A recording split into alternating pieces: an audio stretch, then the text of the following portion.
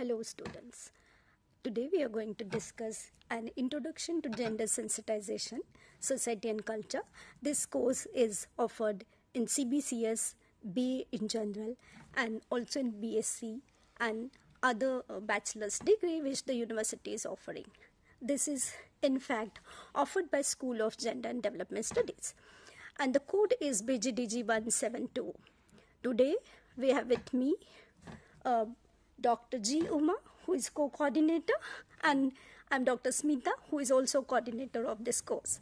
So today we are going to discuss, in fact, in this introduction, what is the content of this course, how do we go about it, how you can, in fact, study apart from this material. So we are broadly going to go and discuss what is the content and how you should study about it. As you know, gender sensitization is one of the very important and the significant area which we all need to discuss. And it's not about the discussion, it's also about that how do you approach gender in your everyday life, how do you understand the society and how you can, sort of bring out a society which would be gender sensitive society, where through that you can you can individually engage and bring out changes in the society. So let us discuss about this particular course, gender sensitization, society and culture, and I would request Dr. G. Uma to take it forward. Hello learners and listeners, welcome to this session. This is part of the my co-coordinator told, it is part of this BA program, BA, BSc and BA Honours program. This course has 6 blocks. The block 1, we have introduced the various concepts related to gender sensitization, and we have started with the basic concepts like difference between sex and gender. So most of you may not be aware about these differences. Basically, it's when you talk about the sex is a biological difference. When it comes to gender, many of you have directly come from school and they joined in the BA program. You must be wondering what is socialization, why do we talk about the gender differences. When we talk about gender, is it only we are talking about the women, or we are talking about other genders and male members also. These, and apart from this difference between these two concepts, we have also explained about what is patriarchy. Most of us may not aware about, at the undergraduate level, may not aware about the patriarchy. Even if someone is explain about the patriarchy, you may not be know how patriarchy really operates in the society. So in the first block, not only in the unit 1, it talks about the various concepts related to gender sensitization.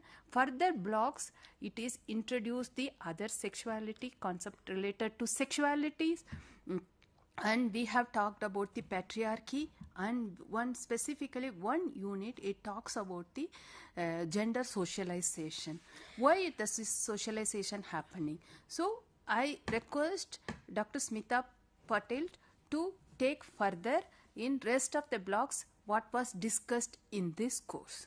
Yeah, the block 1 title as a conceptualizing gender, as Dr. Uma explained to you that in the unit 1, which is dealing with, in fact, the concept, the basic concept like sex and gender, patriarchy, masculinity, femininity, feminism, public and private spheres, and in which that you are sort of going to engage with certain ideas, right? You would see that the ways in which the society in fact engages with it. For instance, in order to understand these debates, the unit 2 which is linked with this, which is called particularly as a gender and sexualities, in which you are supposed to be introduced with the social construction of sexuality. Now sexuality is something which is socially constructed. As you in the unit 1 you read about these debates on sex and gender, but then it's a profound definition, but how a construction of the sexuality which takes place in the society, very lucidly explained through the various examples to make you understand. So through this, that you are broadly going to go and understand the concept of patriarchy and the framework of patriarchy, but then how sexuality plays an important role in the life of the people. At the same time, that the ways in which that when one talks about this social construction, sexuality, and the sexuality construction of sexuality, you're going to introduce with these categories that how it has been defined. At the same time that sexuality and the gender which is related. Like for instance, I'll give an example that it is categorized a category of good woman or bad woman. Who defines that? Who categorizes that? It would be introduced to you in a very specific manner. How society carries forward, as in the block unit 1 that you would learn about the gender stereotyping. So here you will analyze those debates further, and therefore it's very important to understand these debates. Unit 3, which is dealing with the concept of masculinity. Now masculinity is something which you have to understand how it is again been constructed in the society, the ways in which that masculinity is defined. There is of course a construction, but then you need to also understand the patriarchy, the difference between the patriarchy and masculinities. For instance, when you talk about the patriarchy, it's a further step ahead where you're going to be introduced with the debate of the masculinity. Now masculinity, when one talks about that, different cultures define masculinity in a different manner, right? For instance, that you will relate these debates further, the concept of masculinity in relation with the violence. And today you see in every society there is a violence because of the masculinity, and it's a woman who suffer end of the day most of the time. I mean, now it again been that these concepts are changing through over a period of time, which you are going to be introduced to through these debates in the society, through these lenses, men, women, and beyond those gender. Like for instance, that the LGBTQ community, which is also part of the society, how that the masculine behavior is there in the society, which as a result you see that they face the violence. In the unit 4, gender in everyday life, you are going to introduce with the process of the gender construction in relation with the culture and ordering in the society. As you know that we live in a hierarchical society, the society which is unequal society. There is a power relation between the society, and you would see that the categories of class, caste, gender, and so on, which is based on that. But how do you see this category of gender in everyday life? For instance, that you would examine that what are the implications of the gender construction in relation to the development indicators, and for instance, like sex segregation, division of labor, decision making, socialization. To cite one example, that division of labor, you can just go around and see whether a division of labor in the public space or in the private space. Take an example of your mother, how much labor she does at home also, but is it recognized? So you are supposed to get into this debate to understand this.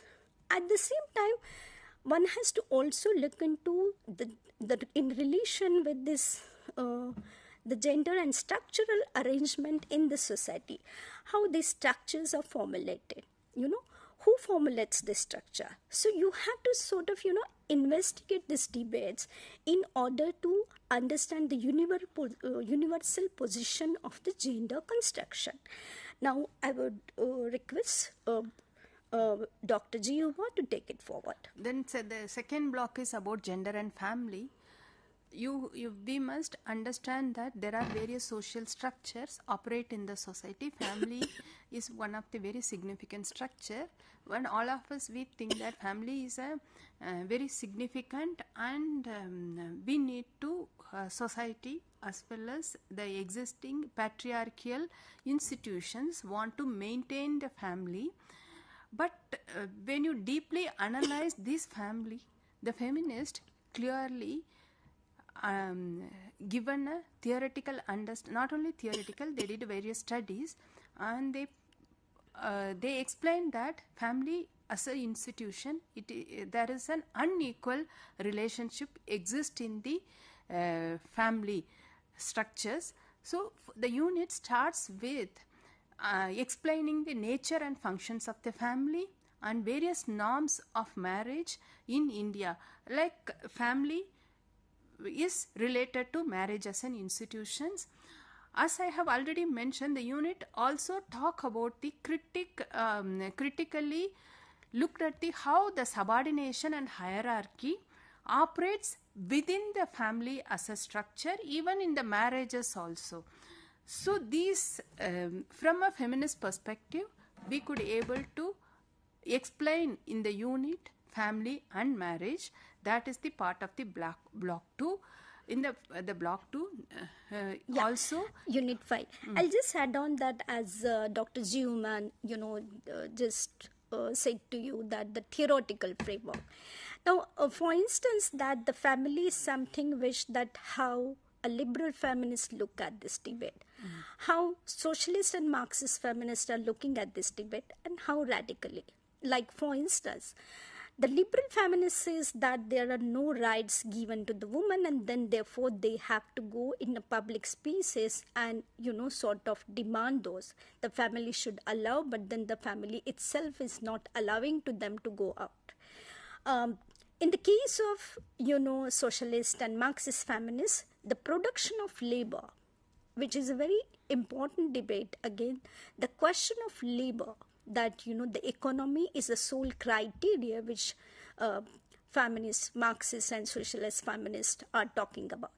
At the same time, if you further tease out Suleiman Firestone's work, or in that case Kate Millett also, those who are radical feminists, you would categorically see that these feminists are saying that no, the important thing is that to tease out here is that within family there is of course a patriarch in all of them, but the important key factor which radical feminists is that sexuality of the woman, which is there, and therefore they are sort of exploited within family. In fact, that if you are interested, you must also look at this book, very interesting books by Marxist feminist Catherine McKinnon, or you can have a look at Patricia Wolbe's book Theorizing Patriarchy, to understand again in a deeper manner. At the same time, that as we have seen that in the marriages, because the marriage system itself is a very oppressive in nature, so therefore it's very important that in block 2 to understand this debate.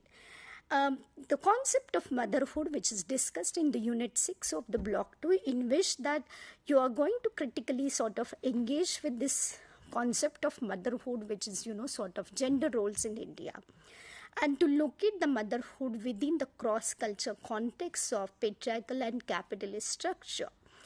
At the same time that these debates, like for instance the concept of motherhood also is changing if you minutely observe it. Like for instance the example of the surrogacy, which is we have given to you, that surrogate mother, IVF, and so forth, that how technology is bringing a change. For instance, if there is a single woman, or a woman by choice doesn't want to give a birth to the children, but how society treats to them. So that is something which you have to also try to understand. The woman who is not put into the category of the mother or the motherhood, how the society, is there a change happening? So you have to think that in these aspects also. At the same time that the class caste, which is structuring, and the urban rural society which we live in India, we need to also understand.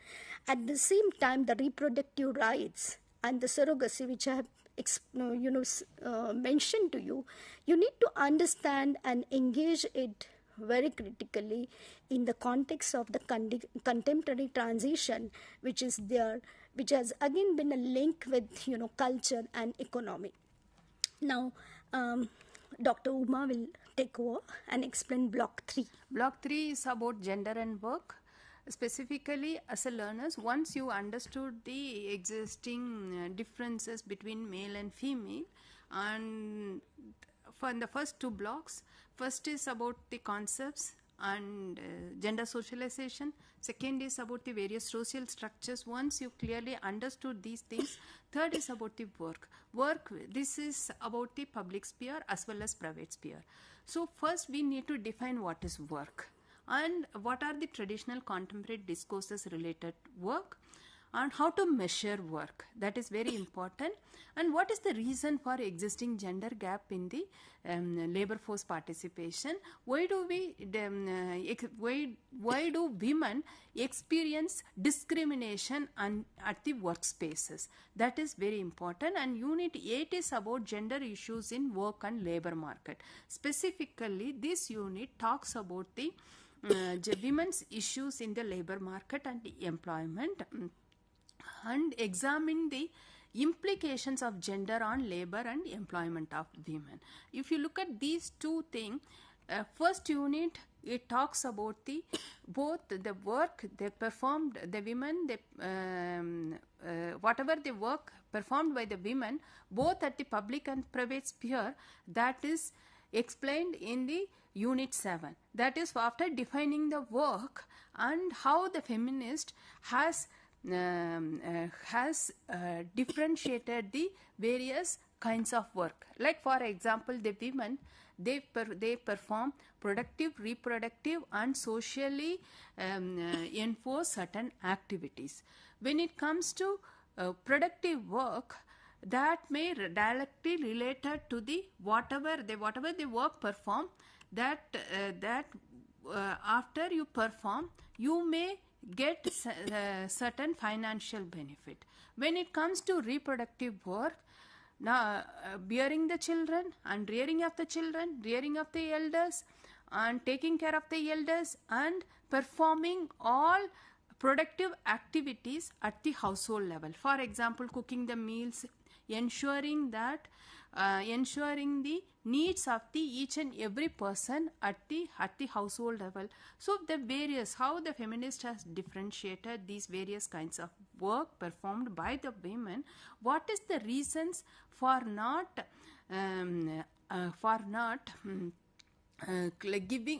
giving value to the women's work at the private space? And when you value and you measure the women's work, even we have used time use survey and various tools the feminists have designed and developed. If you look at the work, if you look at the studies based on this time use survey, on an average, the women, they have performed 4 hours more than any male perform. Most of the males, they perform only 6 to 8 hours at the public spaces, and they rarely contribute for the reproductive work. The women, they are performing both productive, reproductive work. Yes. Apart from that productive and reproductive work, they may perform certain community assigned certain works. For example, they were forced to attend certain community programs, functions. Even most of the families, male, they don't go for marriages and other functions. Then the women, they were forced to attend those community assigned certain activities. So altogether, if you look at their hours of work, they may work they may work around 40 or 50% more than what the male performed in the society. But here one important aspects we need to understand, that even though women, they contribute so much for various activities, but most of the time we are neither we are valuing their work, nor we are recognize also. recognizing their work. That our learners, we need to understand that, and we need to take it forward, how to recognize their work, how to give the value to their work by taking certain measures at the various level. That is very important. That was explained clearly in this block. The next block is in fact dealing with health and gender, in which that the reproductive health and the rights are, sort of explained. For instance, that it's very important to understand, because this is something, a negligible area, which you could see in that unless that the feminists did the intervention in this, like for instance that how one should look at the reproductive rights and the rights of the woman. For instance, that the reproductive health, there are certain indicators to that, and you have to understand that, explore, and how those international conventions and their roles, the whole history, that how the reproductive rights, the reproductive health, this debate emerged from historical till now. What are those approaches which eventually developed by many of the feminists to make sure that, and at the same time the child health policy which is there. So it is not only in the Indian context, but at the international level, which you are going to sort of read and understand these debates in a very critical fashion. At the same time, that the next unit of this block, which is dealing with gender and disability. Now, how do you define disability? At the same time that there are certain stereotypes regarding the disability or the disabled person, which is there, which the society in fact constructed, and there are certain kind of attitudes of the society. So you are sort of going to engage with this debate and tease out, is it a right or a wrong? So you have to think about it and be very sensitive, which you are sort of going to understand that. Then what is the relationship between the gender and disability? Because a boy who is a disabled and a girl is disabled, there again been a segregation which society has done.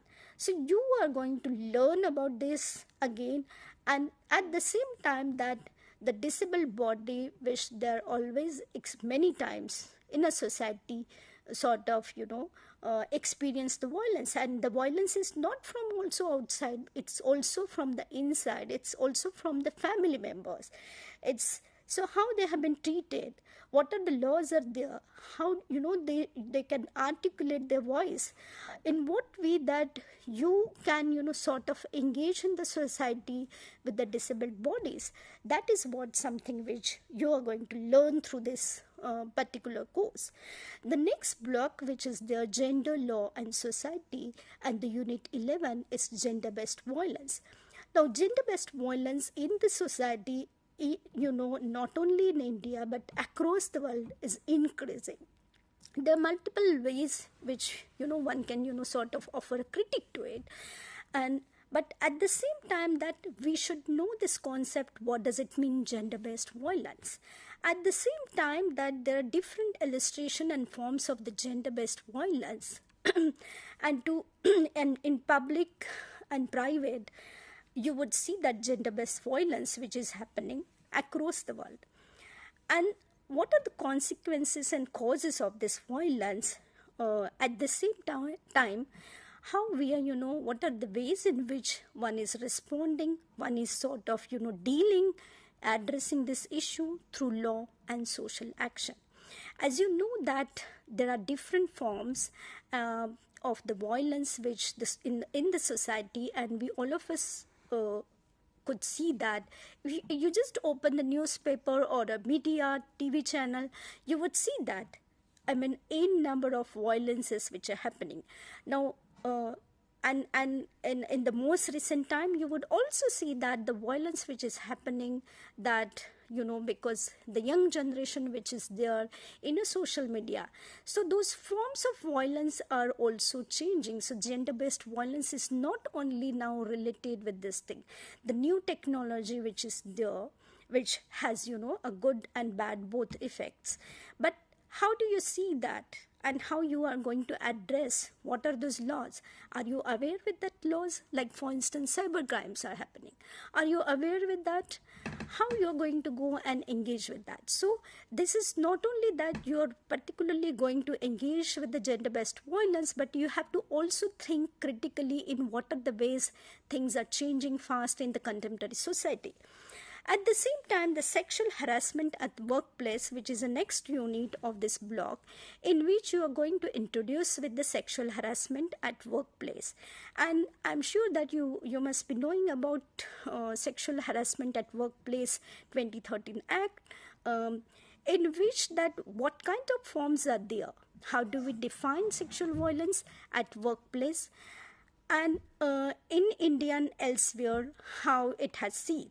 At the same time, that there are various ways in which one would look at this debate.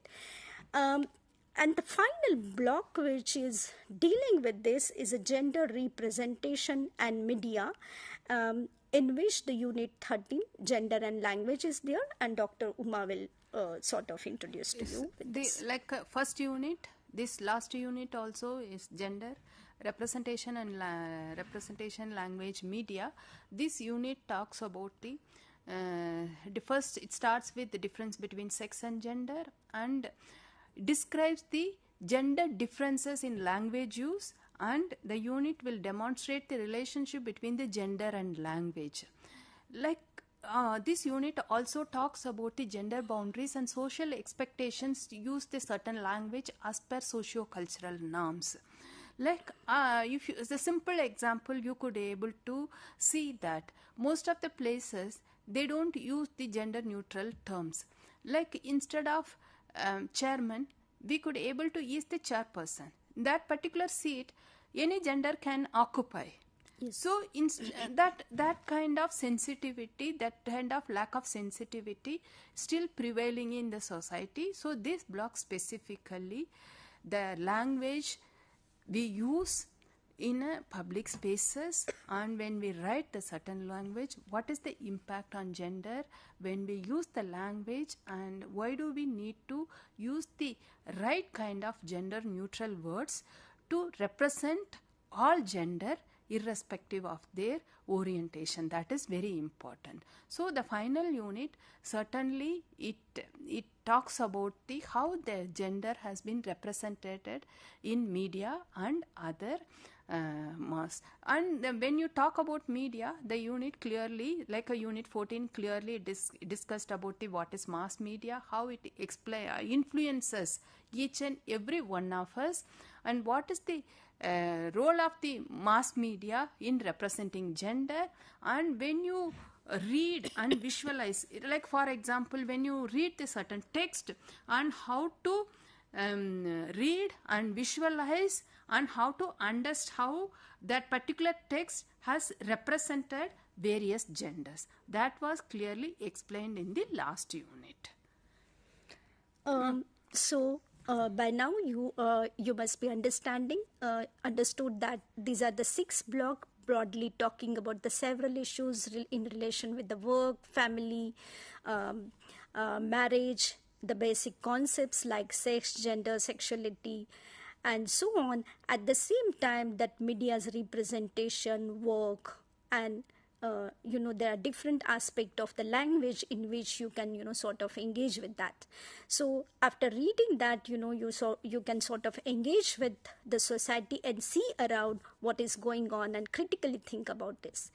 I'm sure that that you have listened this our lecture, what we just now discussed, and thank you so much for joining us. Thank you.